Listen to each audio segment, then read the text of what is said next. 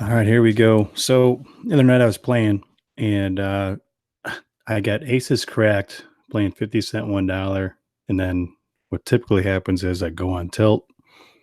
And then I kind of refuse to go back and look and see what happened. And I'm gonna try to change that here. So I pulled up my four biggest losing hands at 10 cent, 25 cent, no limit, and wanted to see what happened. I only looked at the first one so far, and you'll see right away how terrible this is. But let's take a look. So got ace 10 suited in the cutoff here, and under the gun plus one makes it a pretty pot size raise, 25. This guy obviously had posted his blind and little blind, which you don't see too often, but so he makes $1.25. I elect to call in position.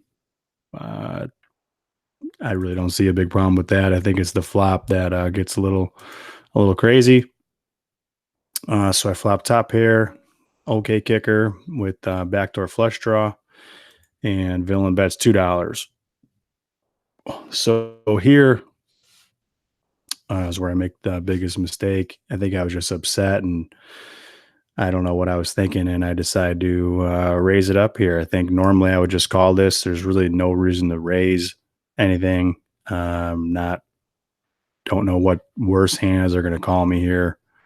Um, I mean, he's probably not raising early position ace eight or lower. If he's got ace nine, he haven't beat. So really, I should just be calling this and seeing what comes on the turn. But instead, I raise and he clicks it back. And again, at this point, I should probably just call and evaluate the turn. But instead, I rip it and get it all in. And it comes all low cards, and he has ace queen of diamonds. So that's hand one. Obviously, don't raise this flop. So dumb. And then once he raises me back, don't shove. I mean, I just totally butchered this hand. I could have probably got away a lot cheaper. I'm probably not.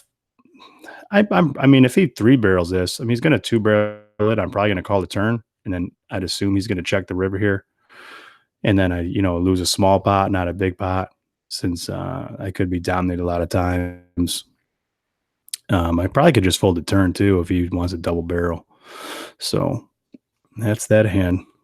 Bad mistake. All right, so let's see the next one. I already get pocket queens in early position.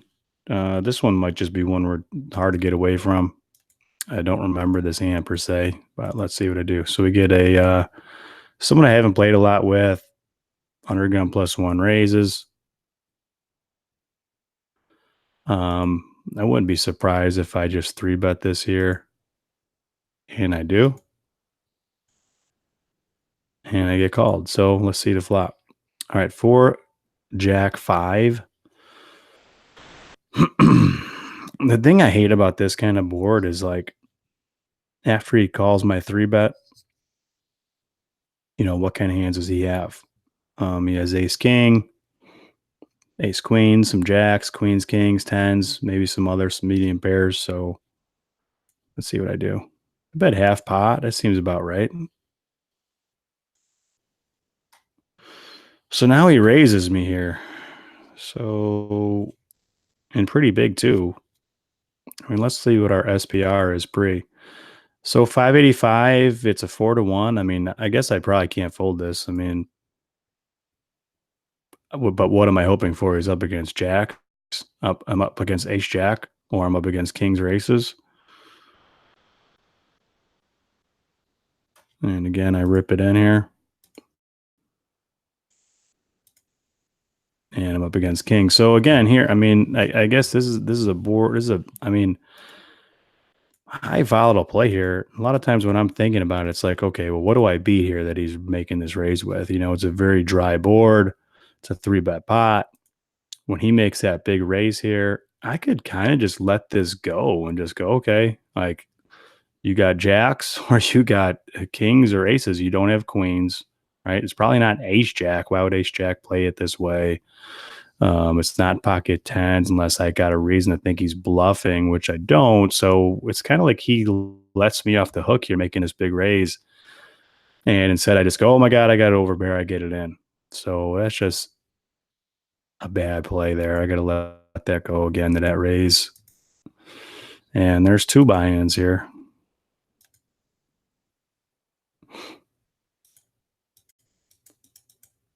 Because on his raise, I think a lot of people would do what I do here, or at least call. I mean, no need to shove it, but I mean, if I call, I'm gonna have $10 behind. But what am I beating here that he's raising with? I'm essentially have a bluff catcher now. So even if I was ahead pre against jacks, he just got me. And then I just gotta ask: is does he have a reason to turn tens or nines into a bluff in position? And no, you really don't. I mean, there's no reason to do this. There's no draw out there, so I just gotta fold that and save myself, what do I end up I'd end up saving $19. All right, that's two hands just played terribly. It's just bad. Just not even seeing the aggression. All right, let's see this one. Pocket nines on the button. That should be a good one here. Over 13,000 hands. Oh, this has got me as a winner somehow. But it's got me as a negative 4.8 loser.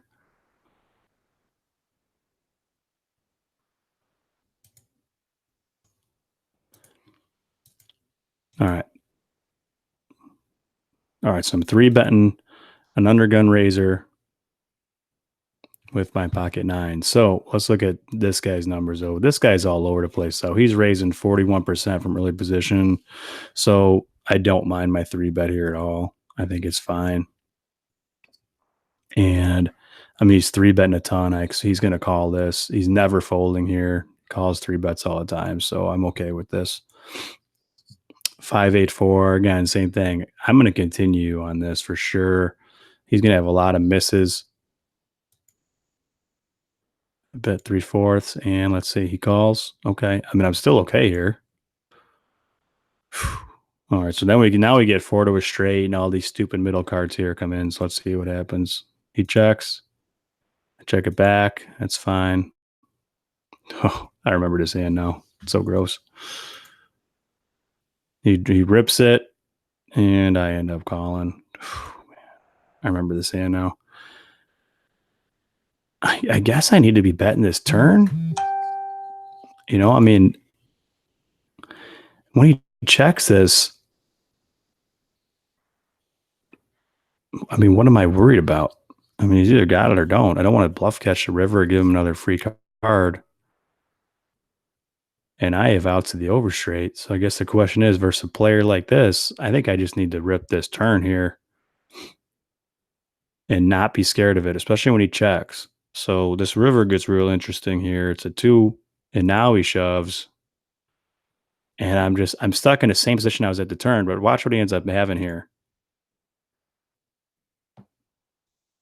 He has ace 3, so he hits his gut shot on the river, which maybe he calls a rip anyway, but this is just showing how wide this guy's playing, and calls that 2/3 flop bet with a gutter. I guess he gets more equity. I mean, he really should have just shoved that turn on me, but I need to bet that turn, deny him equity. But again, there's another stack loss. Then, okay, the final hand here. Let's see what we get. Pocket nines again. I don't think I lose this. I don't lose a whole stack on this one. Raise under the gun. That's pretty standard. I get called by a pretty tight player. Oh, it's your boy. How you been doing? That's awesome. I wish I could see where he's from. He's playing 50% of his hands. Looks like we got the same nemesis here. All right, so we get a shit ton of callers. 274. I don't see any reason why I'm not betting here. I should probably bet. I mean, probably on a larger side too, like $3, 267. Okay. He calls. I mean, I see this as like a good card for me, to keep barreling on. I don't know how many ace X he's calling right here with. He's probably calling with pairs. So I'm going to keep barreling. I don't because I suck. Oh my God. Tell me okay, I call. I don't know why I'm not betting this though. And another ace. Holy shit.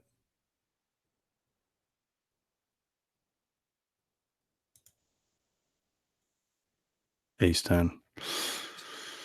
All right. Well, I'm surprised they don't bet that river. I'm not folding. I remember this hand here now.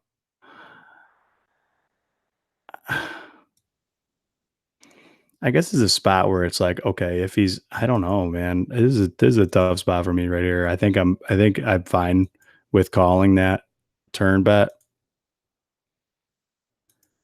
I'd rather see me just lead the turn though, and then check the river.